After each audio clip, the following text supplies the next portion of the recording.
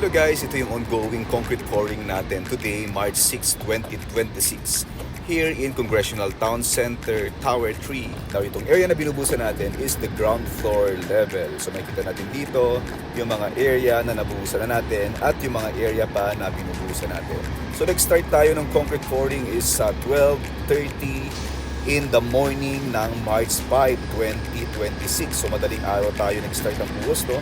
And right now it's already 11:45 in the morning of March 6, 2026. So almost 10 hours na yung concrete pouring natin, no?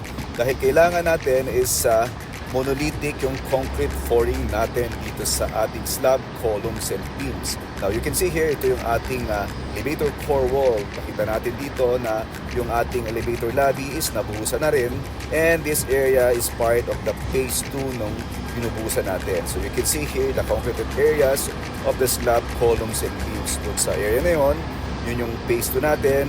Yan yung mga areas pa na kailangan pa nating mabuhusan ngayong araw. So kailangan natin tapusin ito ng buong araw ng March 6.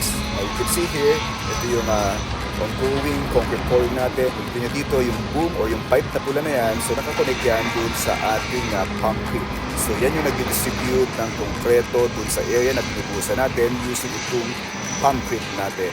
So saan naman galing yung ating konkreto? So galing yan sa ating ready-mix concrete truck na naka-standby at nagsasali ng konkreto dito sa ating concrete.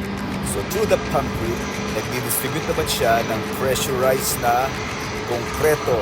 So using itong ating boom, itong linya ng ating pipe na yan, papunta dun sa area na binubuhusan natin. So ganyan ang methodology ng ating pagbubuhos dito sa area ng ating ground floor. Now you can see here, ito pa yung mga areas na hindi pa natin nakukompleto, but this will be completely concreted ngayong buong araw ng March 6.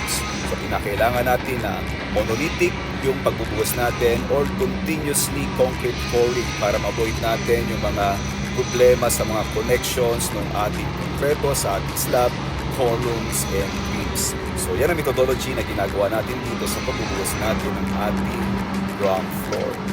So nakita natin dito yung aerial view ng binubuhusan natin na ating ground floor. So mahalaga, kompleto yung ating mga equipment and also ready rin yung mga workers natin dun sa ground while ongoing concrete pouring. Now this is the actual development today, March 6, 2026 here in Congressional Town Center, Tower 3. I'm Michael Jojo, sharing with you what I think knows. Thank you very much and God bless you all.